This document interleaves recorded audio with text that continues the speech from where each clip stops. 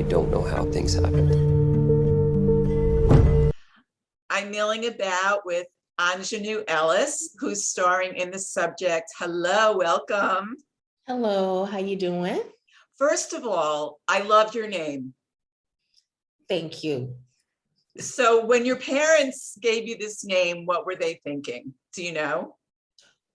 I have no idea. My mother was this bohemian in San Francisco, and was hanging out with her other bohemian friends in Haight-Ashbury or wherever they were. And that name came to them, to one of her friends. I guess it was some magazine or something like that. She thought it sounded good and she gave it to me. And did you realize that you would one day be in Hollywood and that it would be sort of this parallel name in a way? No, not at all. Not at all. Not at all. I mean, I knew that I would be some kind of creative something. I just didn't know what, but certainly not this. No. Yeah. No. Well, let's talk about the subject, which is a stunning film, also very much has this incredible message to it. And you come along in Act 2 and you blow the roof off. You really do. And by the way, here's my little backdrop, which is one of the scenes from the film. I don't know if you recognize it. Oh, wow. Okay. Okay. Thank you. I didn't realize it. Yeah. So talk about, did you have sleepless nights playing this woman? She was so intense. Yeah, I didn't have sleepless nights. I have, this is the kind of work I want to do.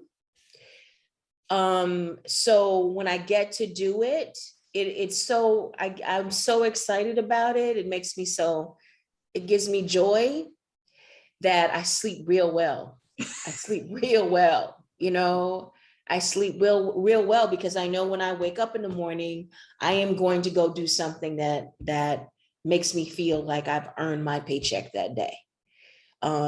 So I didn't. And then on top of that, I had these, wonderful words that were given to me by the screenwriter, Chisa Hutchinson. Sometimes you lose sleep because you don't like the words you got, but I didn't have to worry about that with her. And then I had this wonderful, open, generous, wonderful director in Lanny Zapoy. And then I was going to be working with Jason Biggs. I slept real well. All right. So here you are going toe to toe with Jason Biggs, and he was on something else. But he's also, as soon as they said cut, he was saying something that was cracking me up, just making me laugh and making me feel comfortable and at ease, which is its own brilliance. You know what I mean? Because that's the way that you can build a relationship with someone as a scene partner. And he did that with me. And Jason, he was utterly serious in playing this part. I had to slap him in the film, and I said, well, I don't know how you want me to do this. Do you want me to pretend? And he was like, no, I want you to slap me. Go for it. I want you to slap me. And so I did. I slapped Jason Biggs. And you left a mark on Aunjanue. I mean, this is on his face forever. God, I hope not. But yeah, I slapped him. Yes. And he was down for it. He was like, come on, girl. Come on, hit me. Well, truth be told, his character deserved it. So good on you. Okay. Yeah. Yeah. Agreed. Yeah, yeah. So let's talk about the deeper message behind this film. What did it say to you? Yeah, the Phil had made the decision to reduce this young man to a commodity. And his mother wouldn't allow that. And I think, Phil lost his humanity in that.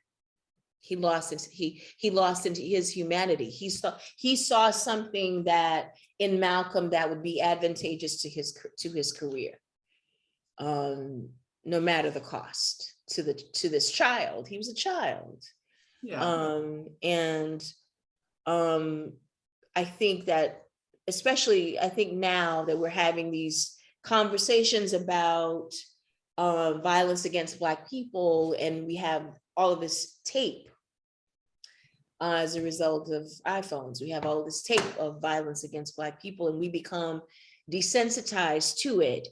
And it becomes, essentially, the Black body becomes a commodity. How much pain it can take, how it's attacked, how it's left alone to die. And it reminds us that this child was a child. Yeah. He's a person. He's not something, not a figure on camera, but a person. And he was great too, the actor who plays your son. Wow. Yeah. Mm-hmm.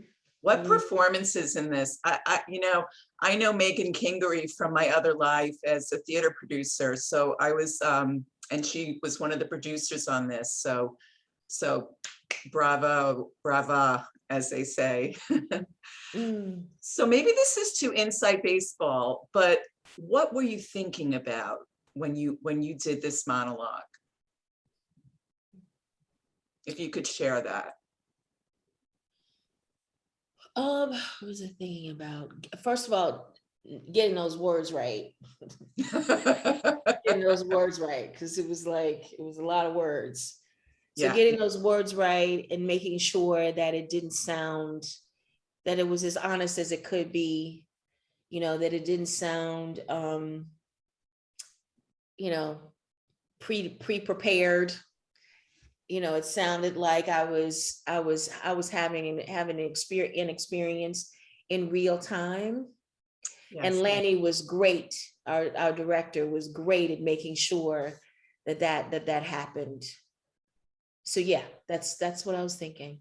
You are so well trained. I mean, you went to the Tisch School of Arts, and there's an Oscar in your future. I'm not kidding. It's there. Do you think about that at all? Because already you've been nominated for an Emmy, so congratulations on that. Thank you so much. Thank you. Yeah. Does that even enter your realm or not? Well, it does, but for very, very practical reasons, very, very practical reasons. When those things happen, you get opportunities to make more projects, more movies, more film, more television that you want to do. And you can have more control over what you do. So I would be, it's unfortunate, I hate to say this, that though we have to use those kinds of metrics or we're judged by those kinds of metrics, but the reality is that's what happens. If you get that Emmy nomination on the side or whatever, it makes producers more available to wanting to put you in their films. It's just the reality. So because of that, I do that. But I was 50 years old before I got nominated for an Emmy, Amazing. And there's so many, and I toiled in the wilderness a long time. And not just because I hadn't been nominated for anything, but, doing work that nobody saw or nobody got or whatever. And when you are in that, and when you're doing that, you have to have your own You have to have your own indices of what is excellent and what is good. You can't wait on the world to tell you, oh, you're great. Because if you do that, it will destroy your soul. It will kill you and you'll stop. It'll paralyze you. So does that answer your question? Absolutely. And I wish I had more time with you. They're yelling at me, chatting, get off, goodbye. Thank you so much for talking to you. Same here, same here. I hope next time we'll have more time. Oh, okay, definitely. All right, have a great day. All right, bye-bye. Bye-bye. What do you want from me? I want you to answer the door, Phil.